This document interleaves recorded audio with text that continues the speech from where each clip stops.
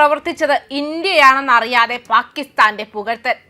ലോകരാഷ്ട്രങ്ങൾക്കിടയിൽ നാണം കെട്ടിരിക്കുകയാണ് പാകിസ്ഥാൻ. നയതന്ത്ര ലോകത്ത് ചിലപ്പോൾ അറിയാതെ സംഭവിക്കുന്ന അബദ്ധങ്ങൾ വലിയ തമാശകൾക്ക് വഴിവെക്കാറുണ്ട്. അത്തരത്തിലൊരു എട്ടിന്റെ പണിയാണ് ഇപ്പോൾ പാകിസ്ഥാന് കിട്ടിയിരിക്കുന്നത്. അയൽരാജ്യമായ ഭൂട്ടാന്റെ ദേശീയ ദിനത്തോടനുബന്ധിച്ച് അവിടുത്തെ ചരിത്ര പ്രസിദ്ധമായ ലിങ്ഷി ഡിസോങ് കോട്ടയുടെ നവീകരണത്തെ വാനോളം പുകഴ്ത്തിയിരിക്കുകയാണ് പാകിസ്ഥാൻ. ഭൂട്ടാന്റെ ഈ നേട്ടത്തെ അഭിനന്ദിച്ച പാകിസ്ഥാൻ വിദേശകാര്യ ഓഫീസ് പക്ഷേ ഒരു ചെറിയ കാര്യം മറന്നുപോയി, അല്ലെങ്കിൽ അറിഞ്ഞ ഭാവം നടിച്ചില്ല എന്ന് വേണം പറയാൻ. ഈ ബൃഹത്തായ പദ്ധതിക്ക് പിന്നിലെ പണവും ബുദ്ധിയും ഇന്ത്യയുടേതായിരുന്നു എന്ന പരമമായ സത്യമാണ് പാകിസ്ഥാന്റെ അഭിനന്ദന ട്വീറ്റിൽ നിന്നും വഴുതിപ്പോയത്.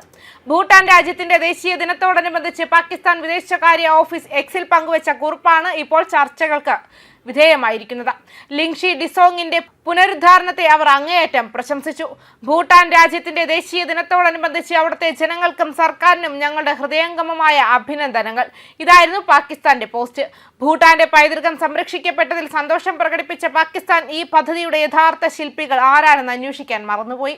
12ാം പഞ്ചവത്സര പദ്ധതിയുടെ ഭാഗമായി ഇന്ത്യ ഭൂട്ടാന് നൽകിയ സാമ്പത്തിക സഹായമാണ് ഈ കോട്ടയെ ഇത്ര മനോഹരമാക്കിയതെന്ന് പാകിസ്ഥാൻ അറിഞ്ഞില്ല എന്നത് വലിയ നയതന്ത്ര നാണക്കേടായി മാറിയിരിക്കുകയാണ്.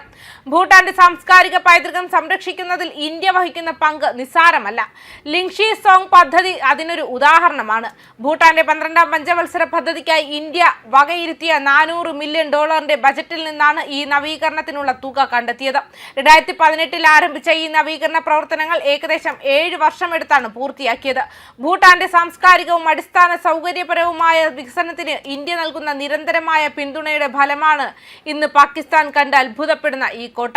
ഭൂട്ടാന്റെ പ്രതിരോധ ശേഷിയുടെ പ്രതീകമായി 1600കളുടെ അവസാനത്തിലാണ് ലിങ്ഷി ഡിസോങ് നിർമ്മിക്കപ്പെട്ടത്. ടിബറ്റൻ അധിനിവേശങ്ങൾക്കെതിരായ വിജയത്തിന്റെ സ്മരണയാണിത്. ഈ നവീകരണത്തിന് പിന്നിൽ മറ്റൊരു പ്രത്യേകത കൂടിയുണ്ട്. സമുദ്രനിരപ്പിൽ നിന്നും 4150 മീറ്റർ ഉയരത്തിൽ അതിശൈത്യത്തെയും ദുഷ്കരമായ ഭൂപ്രദേശങ്ങളെയും അതിജീവിച്ചാണ് ഈ കോട്ട പുതുക്കി പണിതത്. ഇതിനായി ഓപ്പൺ എയർ തടവുകാരുടെ സേവനമാണ് പ്രയോജനപ്പെടുത്തിയത്.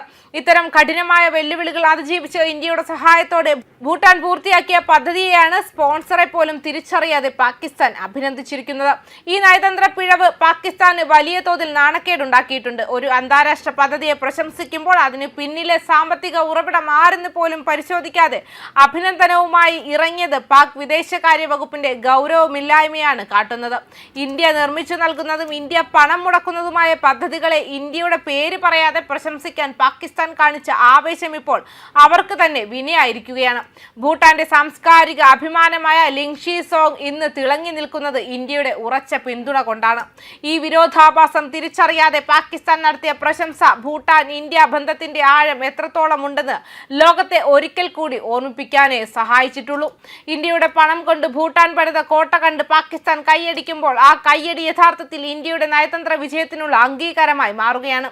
അടുത്ത തവണ അഭിനന്ദനവുമായി ഇറങ്ങുന്നതിന് മുൻപ് ആര് പണം മുടക്കിയെന്ന് അന്വേഷിക്കുന്നത് പാകിസ്ഥാന് നന്നായിരിക്കുമെന്നും ചിലർ പറയുന്നുണ്ട്. ന്യൂസ് ഡെസ്ക് കർമ്മ ന്യൂസ്.